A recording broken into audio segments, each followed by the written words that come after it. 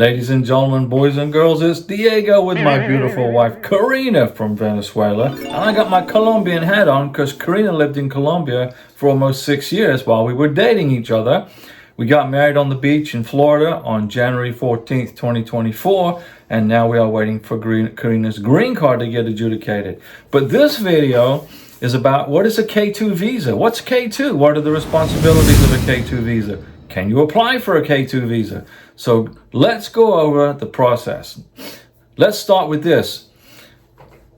With a K2 visa, so the engaged fiance of a U.S. citizen, you, Mr. Beneficiary, Miss Beneficiary, you can bring your child or children to the United States of America as part of the K1 fiance visa process. K2 visas are always therefore connected at the hip to the K1 visa.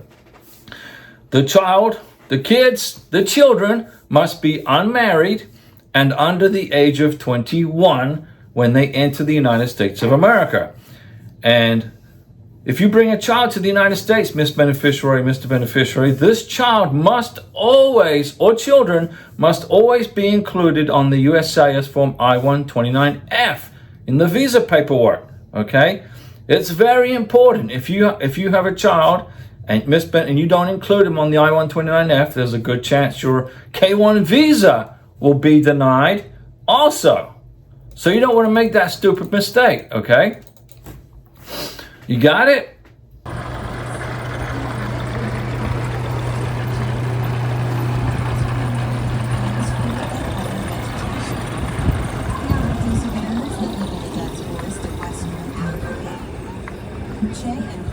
Animals, and they prefer to travel alone. They have a To obtain a K2 visa, each child, your children must be under the age of 21. They must be single, which means not married, when they enter the United States of America.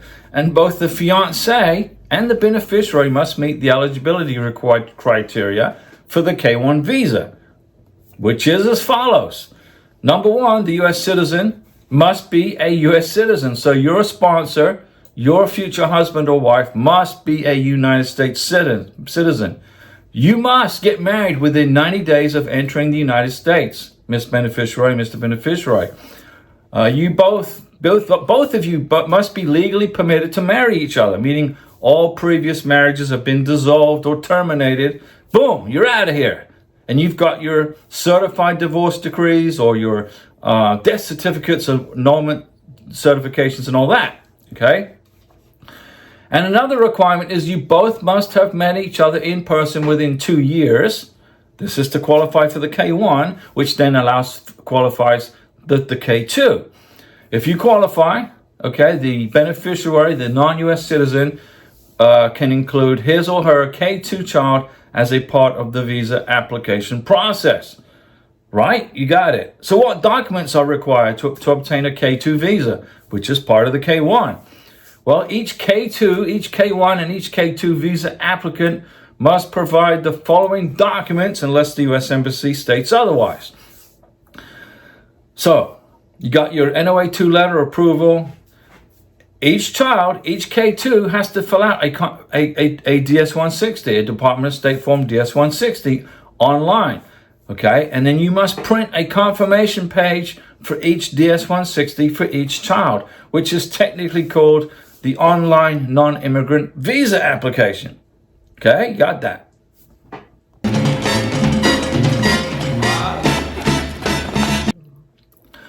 All K1 and K2 visa applicants must attend the scary visa interview and bring with them all of the required documents for a successful visa interview completion.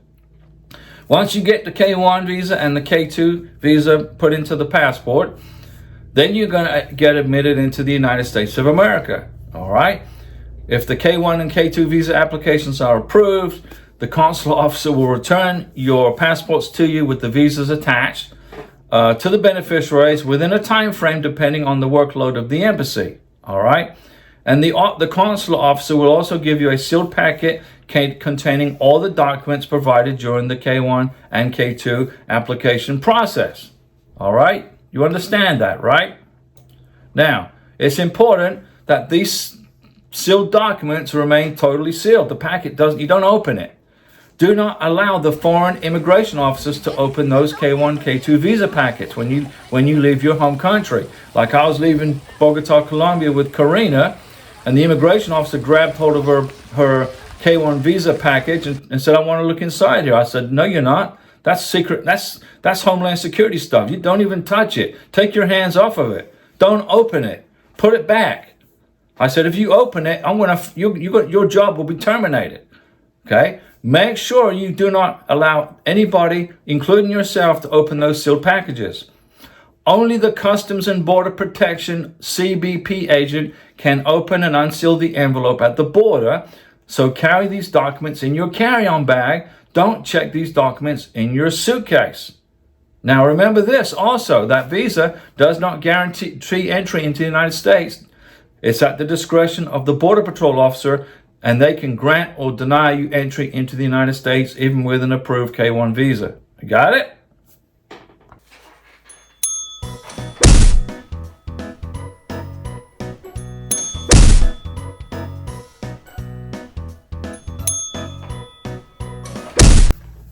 Now, your sponsor does a fantastic job filling out the K1 visa application, puts together a strong visa package, and you get your NOA-1 letter without any mistakes, and then you get your NOA-2 letter 9 months, 10 months, 11 months later without any RFEs or any problems.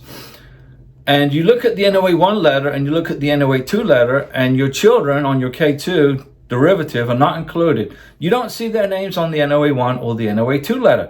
Don't worry about it. Relax. It's normal. Okay? So it takes about 9 months, 10, 11, 12 months to get your NOA-2 letter.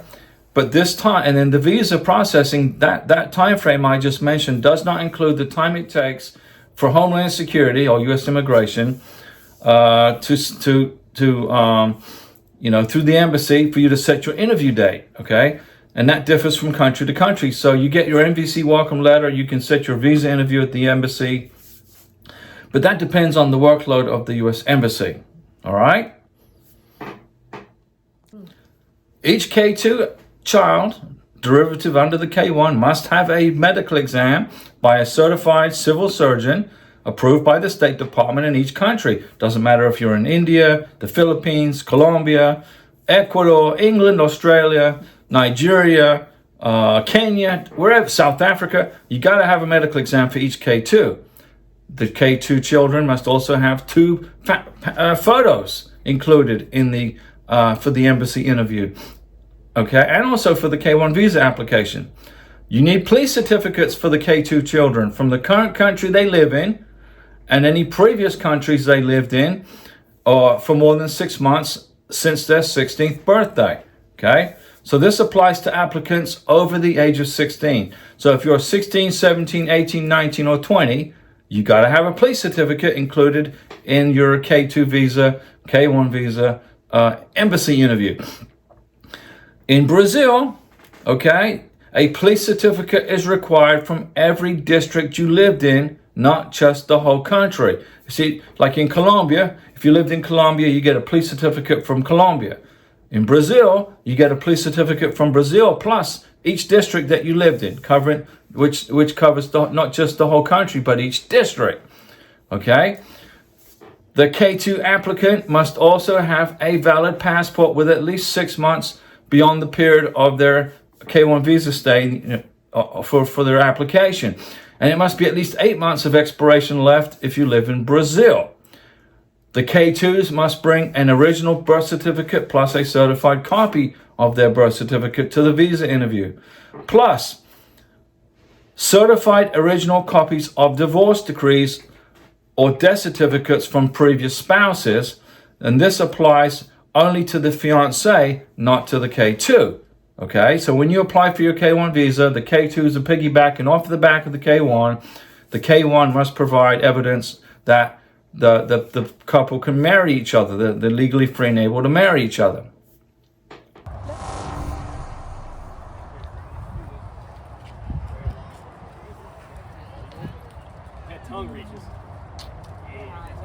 The service center and also the U.S. Embassy adjudication will want to see that the K2 beneficiary will be properly cared for once that child enters the United States of America. They want to see that they're going to be properly supported. They're going to have housing. They're going to have medical provided for them. They're going to have adequate financial support above and beyond 125% of the minimum income requirements, okay, as is designated by the federal government.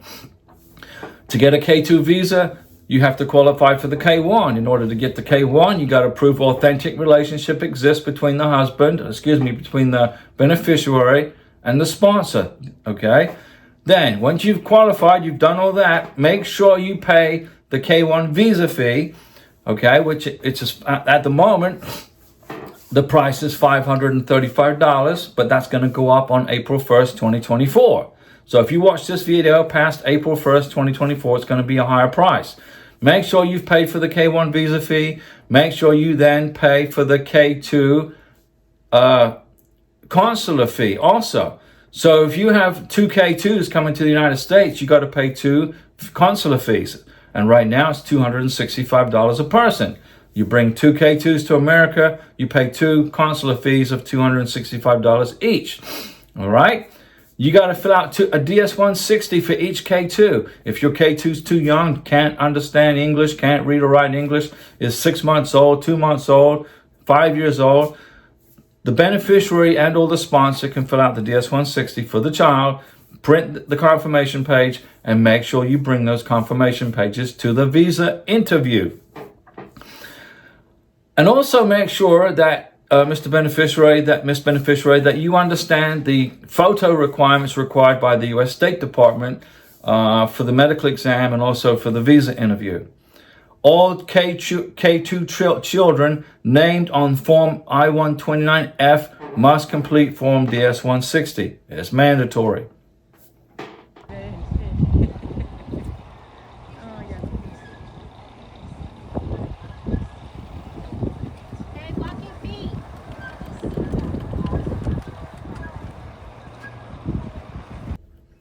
Each K1 visa recipient, K1, K2, must enter the United States within the period of the validity listed on their visa. The K2 children must enter the United States either at the same time or after the fiance's date of admission, which is a maximum of 1 year. So a K1 is good for 6 months and a K2 is good for 12 months, okay? Starting on the day of your medical exam. Why do I say that? Well, you cannot enter the United States of America with an expired medical exam. The immigration officer, the Border Patrol won't let you into the United States if your medical exam has expired. So even if your K1 and or K2 visa has not expired, it's still good. It's got another month of validity to it. If your medical exam is expired, you cannot enter America. So make sure you start your time clock on your validity period of your K1 and K2 visa on the day of your medical exam. If your K2 beneficiary is going to be traveling to the United States outside of the 1 year window of time allocated by the U.S. Embassy, they will not be eligible for their K2 visa, and they will need to do their own immigrant visa petition in the future. You got it? So that's it, ladies and gentlemen. That's the basics of the K2 visa for your children. Got to be under 21. They got to be single. They got to have police certificates if they're 16 or older. They got to have valid passports. You got to bring their birth certificates original to the visa interview. You got to have passport photos. That's it. Don't forget, ladies and gentlemen, I do a live stream Mondays, Wednesdays, and Saturdays at 6 p.m. Central Time US. Join me on the live stream. I'll give you free information on how to do a K1, K2, spousal, green card, B2 visa. But I'm not an immigration attorney. I don't give you any legal advice. No legal advice here. I'm a real estate agent living in Florida that's got 9 years of experience doing these visas. You don't have to pay an immigration attorney thousands and thousands and thousands of dollars so that you can wait and wait and wait and wait and wait for your K1 visa or K2 visa. You don't have to. Watch the videos and you can do it for free. Now, I'm not saying an immigration attorney's not, that they do a bad job. They do a good job. But there's some that do a bad job. All right? See you at the live stream.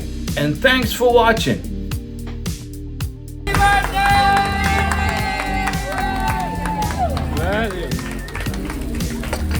Gracias, gracias.